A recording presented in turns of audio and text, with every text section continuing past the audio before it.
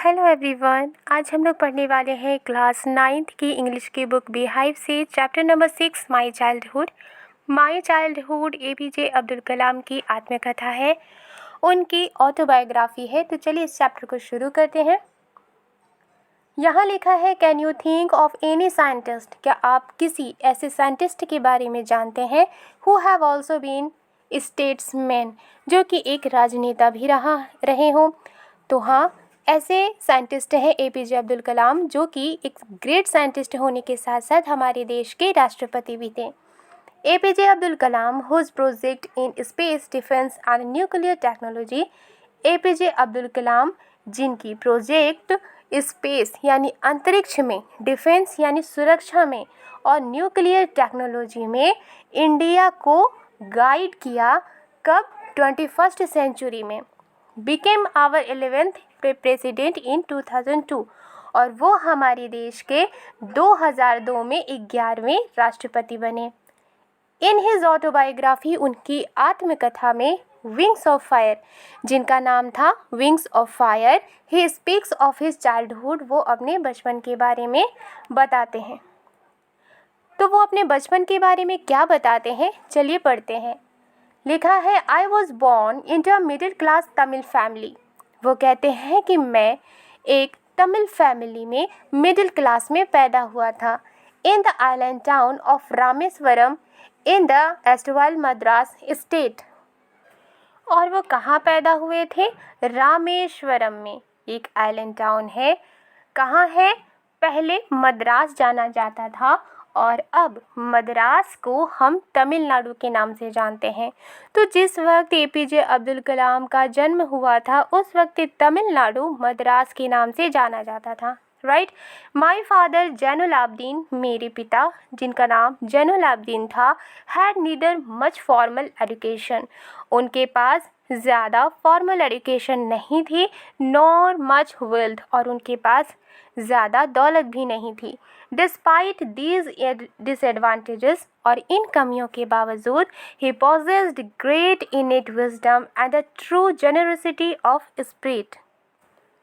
अब यहाँ पर जैनुल आबदीन के बारे में, यानी जो APJ अब्दुल कलाम के पिता थे, वो अपने पिता के बारे में कहते हैं कि उनके पास फॉर्मल एजुकेशन नहीं थी, उनके पास दौलत नहीं थी, लेकिन फिर भी वो नेचुरल, इनेट मीन्स नेचुरल उनके पास विजडम थी, वो वाइज थे, वो बुद्धिमान थे, और साथ ही साथ वो क्या थे?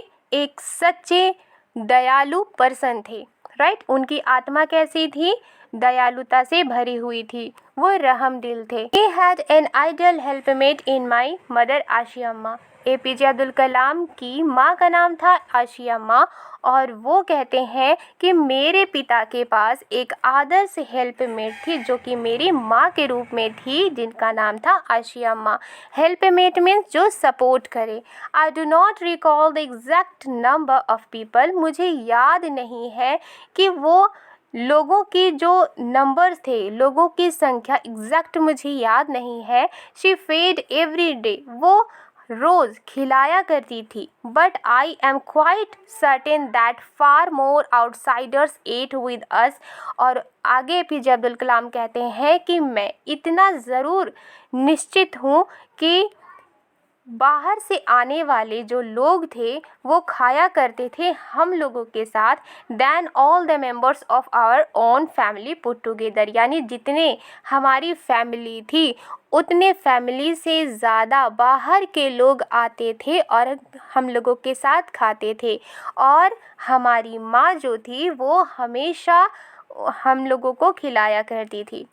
राइट। वो रोज़ खिलाया करती थी। आगे APJ अब्दुल कलाम कहते हैं, I was one of many children, मैं कई बच्चों में से एक बच्चा था। अ शॉर्ट बॉय, यानी मेरा कद छोटा था, मैं एक छोटे कद का लड़का था। विद रेदर अनडिस्टिंग्विश्ड लुक्स, और मैं एक साधारण लुक का लड़का था। Born to tall and handsome parents, और मैंने जन्म लिया था किससे? लंबे और खूबसूरत माता पिता से। We lived in our ancestral house, हम लोग अपने पुश्तैनी मकान में रहते थे, which was built in the middle of the 19th century, जो कि 19th सेंचुरी के मध्य में बना था। It was a fairly large pucca house, ये एक बड़ा और पक्का हाउस था, made of limestone and brick, जो कि लाइमस्टोन और ईंटों से बना हुआ था, on the mosque street in Rameswaram. और वो घर कहाँ बना हुआ था? APJ अब्दुल कलाम का घर, जो कि पक्का था और 19th सेंचुरी के मध्य में बना था। वो कब बना था, कहाँ बना था? रामेश्वरम में, मॉस्क स्ट्रीट पर, यानी जो मस्जिद वाली गली थी वहाँ पर उनका घर बना था। My austere father used to avoid all inessential comforts। अब वो कहते हैं कि मेरे पिता, जो कि एक सिंपल साधारण पिता थे, वो हमेशा अवॉइड किया करते थे उन सभी गैर ज़रूरी चीज़ों को जिसे वो गैर ज़रूरी समझते थे, और लग्जरीज़ को भी वो हमेशा अवॉइड करते थे। However, all necessities were provided for in terms of food, medicine और clothes। अब वो कहते हैं कि हालांकि सभी ज़रूरत की चीज़ें हमें मिला करती थी, यानी सारी ज़रूरत की चीज़ें प्रोवाइड होती थी, जैसे फूड ज़रूरी थी, मेडिसिन ज़रूरी थी, क्लॉथ्स ज़रूरी थे, कपड़े ज़रूरी थे, तो वो सारी चीज़ें प्रोवाइड होती थी। In fact I would say mine was a very secure child. In fact मैं ये कह सकता हूँ कि मेरा बचपन सिक्योर था, यानी कि सुरक्षित था, सेफ था, बहुत मटेरियली एंड इमोशनली, दोनों तरीके से, चाहे वो किसी चीज़ के लिए हो या फिर इमोशनली हो, मेरा बचपन सिक्योर था। The second world war broke out in 1939 when I was 8 years old। APJ Abdul Kalam कहते हैं कि 1939 को सेकेंड वर्ल्ड वॉर शुरू हो गया था जब मेरी उम्र सिर्फ 8 साल की थी। यानी कि APJ अब्दुल कलाम कब पैदा हुए थे? 1931 को। 4 reasons I have never been able to understand।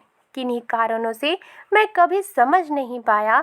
A sudden demand for tamarind seeds, tamarind seed means इमली के बीज, erupted in the market। वो कहते हैं कि अचानक से इमली के बीजों की मार्केट में डिमांड बढ़ गई। I used to collect the seeds, मैं बीजों को कलेक्ट किया करता था, and sell them to a provision shop on mosque street, और उन्हें मस्जिद वाली सड़क पर जो किराए का शॉप था, जो राशन की दुकान थी, उसमें मैं बेच दिया करता था। A day's collection would fetch me the princely sum of 1 anna, और एक दिन का जो कलेक्शन हुआ करता था इमली के बीजों को सेल करके, उससे उन्हें कितना मिलता था? 1 आना मिलता था, राइट। और उन्होंने यहाँ पर प्रिंसली सम यूज़ किया है, यानी कि जो 1 आना है उसे पहले उसकी वैल्यू कितनी थी? उसकी वैल्यू 6 पैसे की थी, और वो 6 पैसे मिलकर उन्हें बहुत ही ज़्यादा खुशी होती थी। My brother in law Jalaluddin would tell me stories about the war which I would later attempt to trace in the headlines in Dinamani. यहाँ APJ अब्दुल कलाम कहते हैं कि मेरा ब्रदर इन लॉ, जिसका नाम था जलालुद्दीन, वो मुझे वॉर की कहानियाँ सुनाया करते थे, which I would later attempt to trace, जिसे मैं बाद में ढूंढा करता था, इन द हेडलाइंस इन दीनामनी। दीनामनी एक तमिल न्यूज़पेपर थी, और जब उनके ब्रदर इन लॉ, उन्हें, जिनका नाम था जलालुद्दीन, वो उन्हें वॉर की कहानियाँ सुनाया करते थे, तो APJ अब्दुल कलाम दीनामनी नाम की न्यूज़पेपर की हेडलाइन में उन कहानियों को ढूंढा करते थे।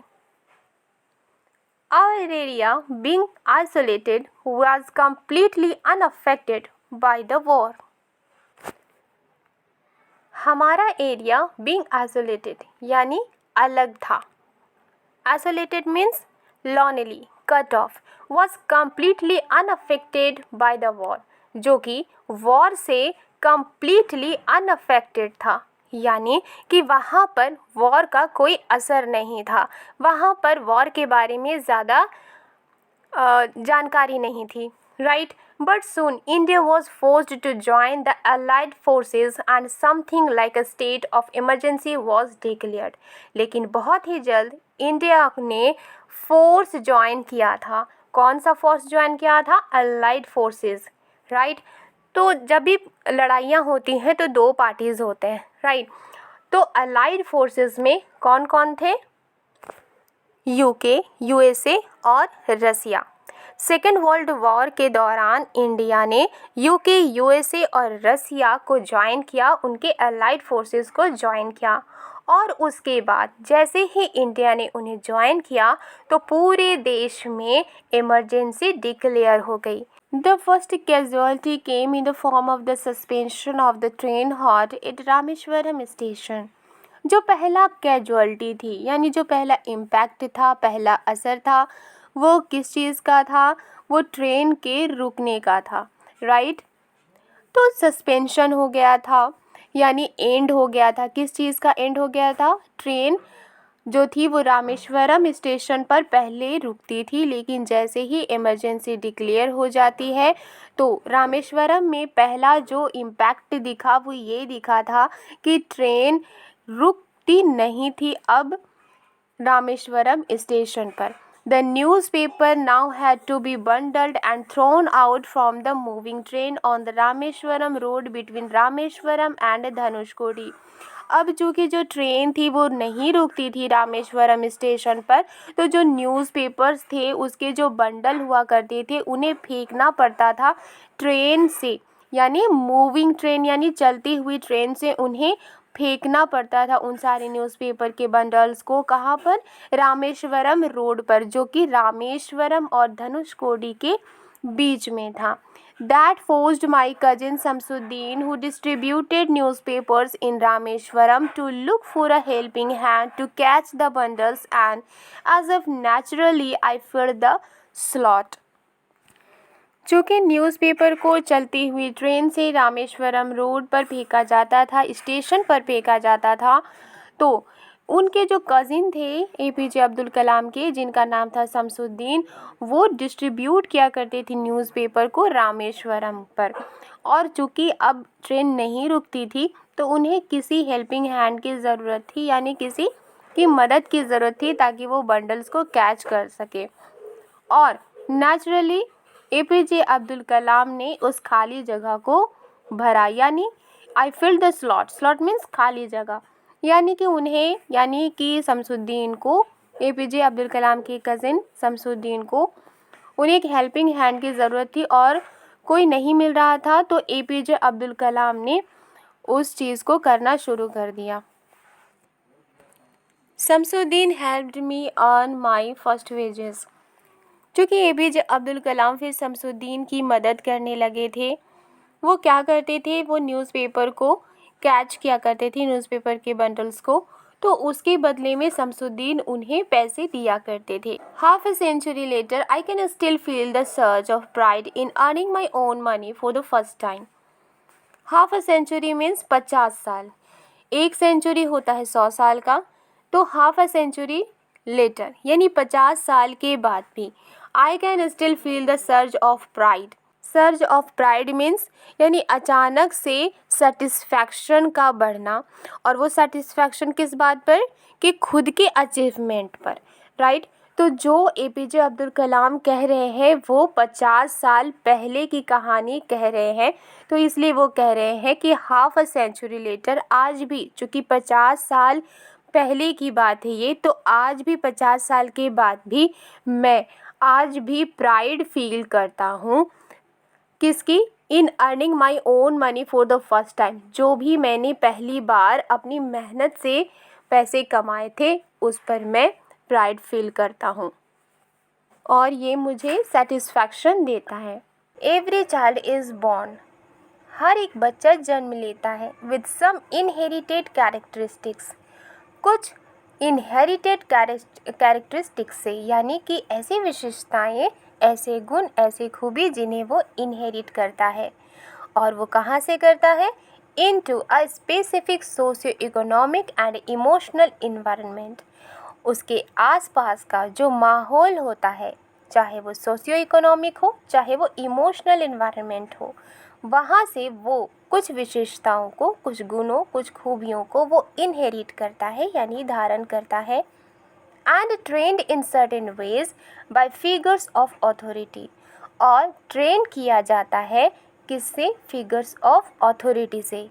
अब फिगर्स ऑफ अथॉरिटी कौन होते हैं? पेरेंट्स। एक बच्चे के लिए फिगर्स ऑफ अथॉरिटी उसके पेरेंट्स होते हैं, जो उसे आदेश देते हैं, ऑर्डर देते हैं, उनके डिसीज़न को बनाते हैं, राइट। तो इसलिए यहाँ पर एपीजे अब्दुल कलाम कहते हैं, एपीजे अब्दुल कलाम कहते हैं कि जब एक बच्चा जन्म लेता है, हर एक बच्चा जन्म लेता है, वो कुछ विशेषताओं को अपने आसपास के इन्वायरमेंट से इनहेरिट करता है, चाहे वो सोशियो इकोनॉमिक हो या चाहे वो इमोशनल हो, और साथ ही साथ वो ट्रेन किया जाता है किससे? फिगर्स ऑफ अथॉरिटी से। यानी कि बच्चे के लिए फिगर्स ऑफ अथॉरिटी कौन होते हैं? उसके पेरेंट्स होते हैं। आई inherited honesty and self discipline from my father. मैंने इनहेरिट किया, मैंने धारण किया ऑनेस्टी और सेल्फ डिसिप्लिन किससे? अपने फादर से।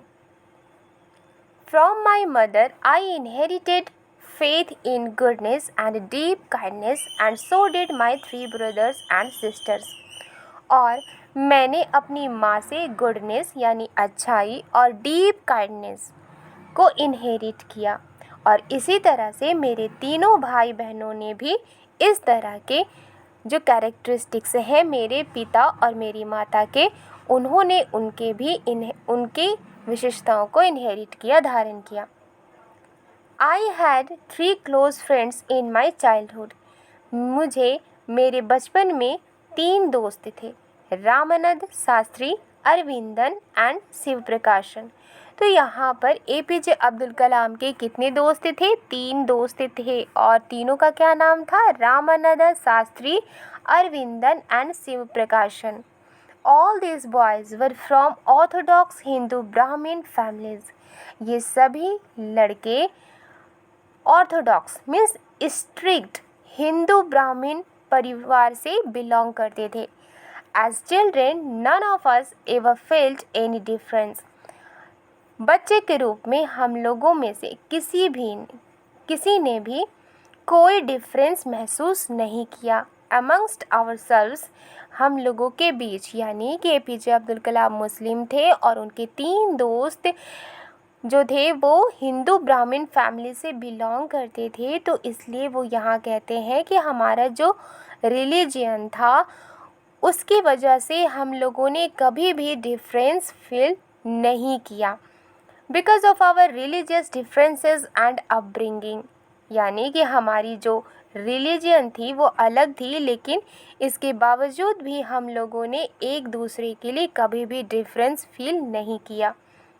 In fact, Ramananda Shastri was the son of Pakshi Lakshman Shastri। In fact, Ramanand Shastri जो कि एपीजे अब्दुल कलाम के दोस्त थे, वो किसके बेटे थे? पक्षी लक्ष्मण शास्त्री के, the high priest of the Rameswaram temple. और पक्षी लक्ष्मण शास्त्री कौन थे? रामेश्वरम मंदिर के एक हाई प्रीस्ट थे, पुजारी थे। Later he took over the priesthood of the Rameshwaram temple from his father। अब यहाँ पर एपीजे अब्दुल कलाम कहते हैं कि उनका जो दोस्त था रामानंद शास्त्री, चूँकि वो एक प्रीस्ट का बेटा था, यानी कि उनके जो पिता थे पक्षी लक्ष्मण शास्त्री वो रामेश्वरम मंदिर के प्रीस्ट थे, इसलिए रामानंद शास्त्री बाद में अपने पिता के जगह पर रामेश्वरम टेम्पल में उसने प्रीस्टहुड यानी कि उसने भी पुजारी का जो काम था वो अपना लिया अपने पिता के जगह पर। Aravindan went into the business of arranging transport for visiting pilgrims. अब उनका दूसरा दोस्त जिसका नाम था अरविंदन, वो कहाँ चला गया?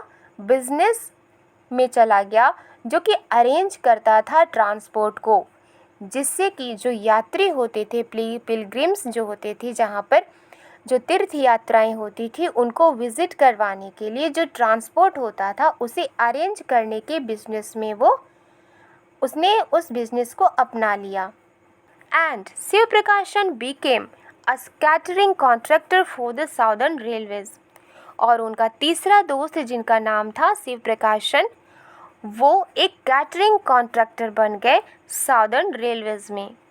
कैटरिंग मीन्स खाने पीने की चीज़ों का इंतज़ाम किया करना और खाने पीने की चीज़ों को प्रोवाइड करना, इसे कहा जाता है कैटरिंग। आगे लिखा है, during the annual Shri Sita Rama Kalyanam ceremony our family used to arrange boats with a special platform for carrying idols of the Lord from the temple to the marriage site situated in the middle of the pond called Ramatirtha, which was near our house. यह कल्याणम ceremony का मतलब होता है marriage ceremony. तो हर साल सीता और राम इन दोनों के विवाह का जो मैरिज सेरेमनी है वो मनाया जाता था। Our family used to arrange boats, हमारी फैमिली बोट्स को अरेंज किया करती थी विद अ स्पेशल प्लेटफॉर्म, और उस बोट पर एक स्पेशल प्लेटफॉर्म बना होता था। For carrying idols of the Lord from the temple, और किसके मूर्ति को रखने के लिए? लॉर्ड के, यानी भगवान राम और सीता जी की मूर्ति को रखने के लिए। The temple to the marriage site, और उस बोट में टेम्पल से यानी मंदिर से मैरिज साइट में आइडल्स को ले जाया जाता था। Situated in the middle of the pond called Rama तीर्था, और वो जो मैरिज साइट थी वो कहाँ थी? वो पॉन्ड के मिडिल में थी जिसे रामा तीर्था कहा जाता था। Which was near our house, और जो कि APJ अब्दुल कलाम के घर के नज़दीक था। Events from the Ramayana and from the life of the prophet were the bedtime stories my mother and grandmother would tell the children in our family. APJ Abdul Kalam कहते हैं कि रामायण की कहानियाँ और प्रॉफिट के लाइफ की बातें उन्हें स्टोरी के रूप में सुनाया करती थी। कौन? उनकी माँ और उनकी दादी। जब सोने का टाइम होता था तो उन्हें वो सुनाया करती थी। वो tell the children in our family, और घर के सभी बच्चों को उनकी माँ और उनकी दादी माँ कहानियाँ सुनाया करती थी। One day when I was in the 5th standard at the Rameswaram elementary school, APJ Abdul Kalam कहते हैं कि एक दिन जब मैं 5th स्टैंडर्ड में था, रामेश्वरम एलिमेंट्री स्कूल में a new teacher came to our class, एक नए टीचर हमारे क्लास में आए। I used to wear a cap which marked me as a Muslim, मैं एक कैप पहना करता था जिससे ये पता चलता था कि मैं एक मुस्लिम था। And I always sat in the front row next to Ramanand Shastri. APJ Abdul Kalam कहते हैं कि मैं हमेशा पहले रो में बैठता था रामानंद शास्त्री के साथ। हु वोर द सेक्रेड थ्रेड, जो एक सेक्रेड थ्रेड पहना करते थे। The new teacher could not stomach a Hindu priest son sitting with a Muslim boy, एक न्यू टीचर ये बर्दाश्त नहीं कर पाया कि एक हिंदू प्रिस्ट का बेटा, एक हिंदू पुजारी का बेटा एक मुस्लिम लड़के के साथ बैठे। In accordance with our social ranking as the new teacher saw it, I was asked to go and sit on the back bench. APJ Abdul Kalam कहते हैं कि हमारी सोशल रैंकिंग के अनुसार जैसा कि उस न्यू टीचर ने देखा था, मुझे जाकर पीछे के बेंच में बैठने को कहा गया। आई फेल्ट वेरी सैड, मुझे बहुत दुख हुआ। And so did Ramanand Shastri, और रामानंद शास्त्री को भी दुख हुआ। He looked utterly downcast as I shifted to my seat in the last row. Utterly downcast यानी sad, उदास। तो वो भी उदास दिखे जैसे ही मैं पीछे के लास्ट बेंच में पीछे के रो में बैठा। तो रामानंद शास्त्री भी उदास दिखे। The image of him weeping, यानी वो तस्वीर, वो इमेज जब वो रो रहे थे। When I shifted to the last row, जब मैं पीछे के रो में जाकर बैठ गया था तब वो रो रहे थे। और ये जो इंसिडेंट था left a lasting impression on me, ये बात मेरे दिल को छू गई। After school we went home, school के बाद हम लोग घर गए। And told our respective parents, और हम लोगों ने अपने रिस्पेक्टिव पेरेंट्स से कहा इस इंसिडेंट के बारे में। Lakshman Shastri summon the teacher, Lakshmana Shastri जो कि रामानंद शास्त्री के पिता थे, उन्होंने टीचर को बुलवाया। एंड इन आवर प्रेजेंस, और हमारी मौजूदगी में, टोल्ड द टीचर, टीचर से कहा that he should not spread the poison of social inequality and communal intolerance in the minds of innocent children. और लक्ष्मण शास्त्री ने उस टीचर से क्या कहा कि वो पॉइजन ना फैलाए, यानी जहर ना फैलाए। किसकी? जाति के आधार पर भेदभाव और रिलीजन के आधार पर जो भेदभाव है वो इन बेकसूर चिल्ड्रेन और भोले भाले बच्चों के दिमाग में ऐसी जहर को ना फैलाए। He bluntly asked the teacher to either apologize or quit the school and the island.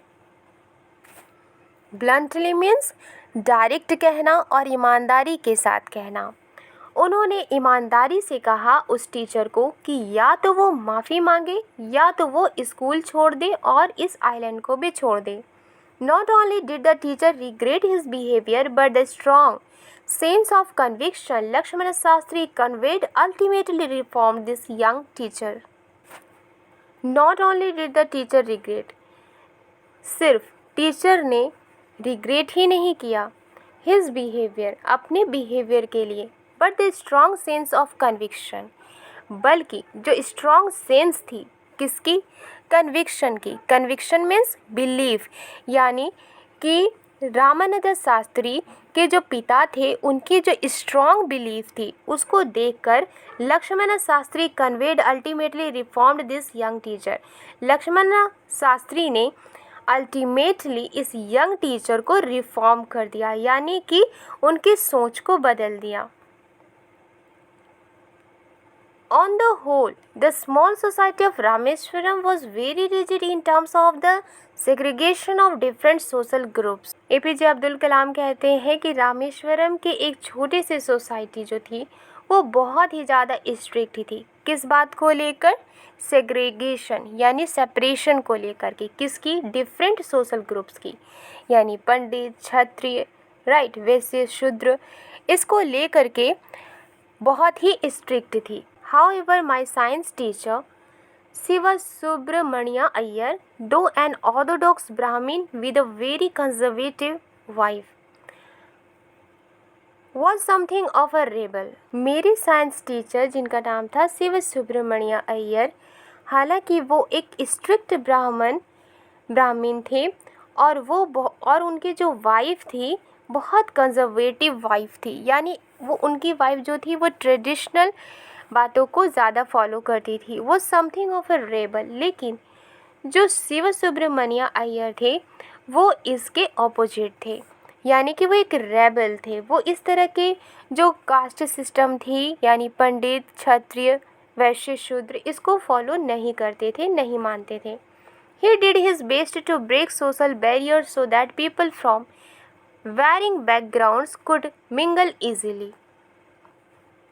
He did his best to break social barriers. Shiv Subramanya ने अपनी तरफ से बेस्ट किया ताकि वो सोशल बैरियर्स को तोड़ सके, जिससे कि जो लोग हैं आपस में वो मिंगल आसानी से कर सके, यानी आपस में आसानी से एक दूसरे से मिल सके। He used to spend hours, वो घंटों बिताया करते थे, with me, यानी किसके साथ? APJ अब्दुल कलाम के साथ।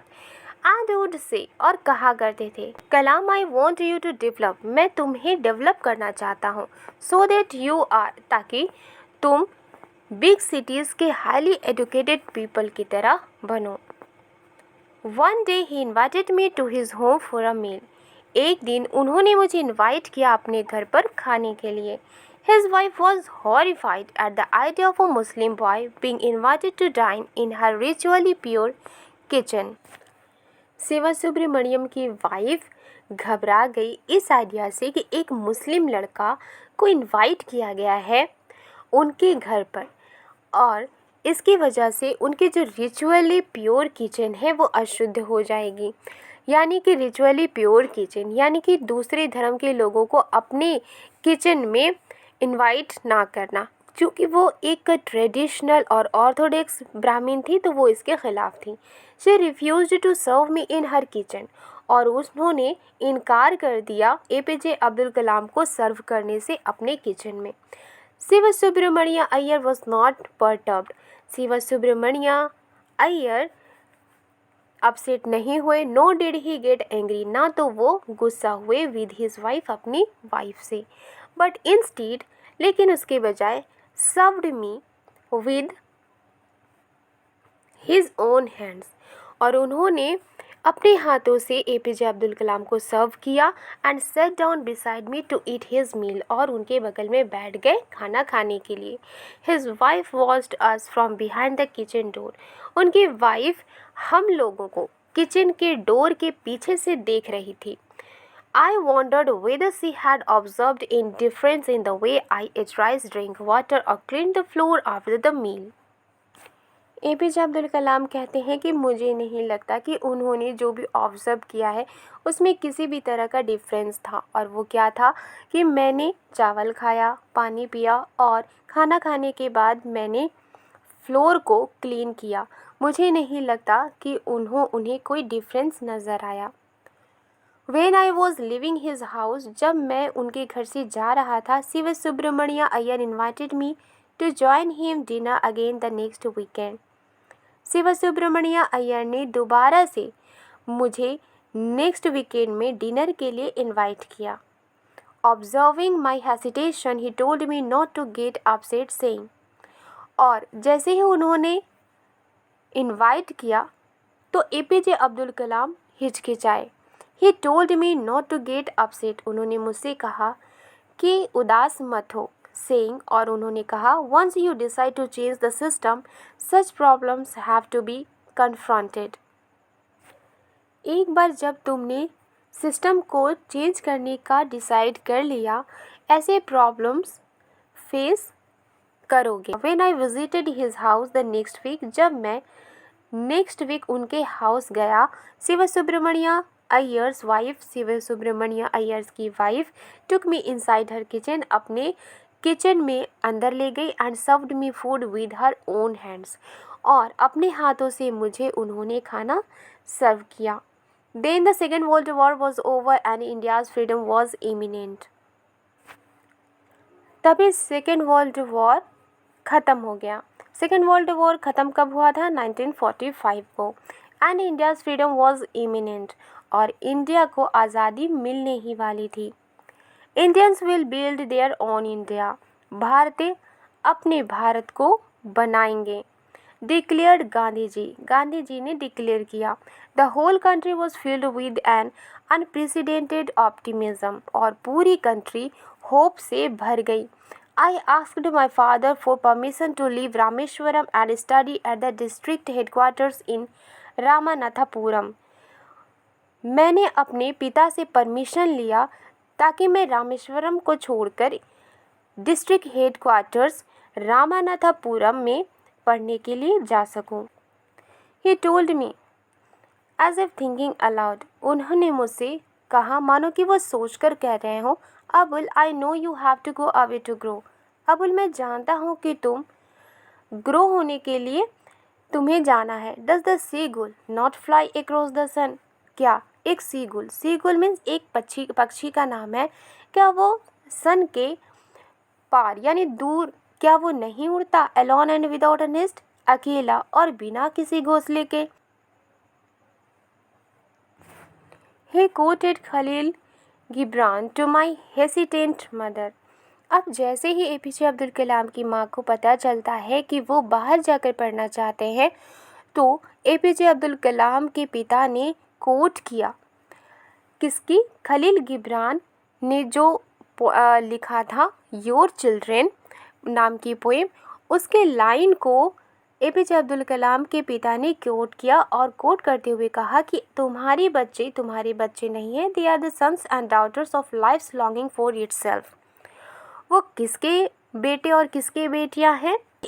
वो खुद के लिए ज़िंदगी के इच्छाओं के बेटे और बेटियां हैं। दे कम थ्रू यू, वो तुमसे आते हैं, बट नॉट फ्रॉम यू, पर तुमसे नहीं है।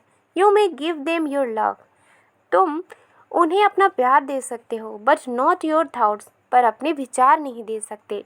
For they have their own thoughts, और उनके खुद के विचार होते हैं। आई होप आपको ये चैप्टर समझ में आई है तो लाइक एंड सब्सक्राइब करना मत भूलिएगा। मिलती हूँ नेक्स्ट वीडियो में। Thank you.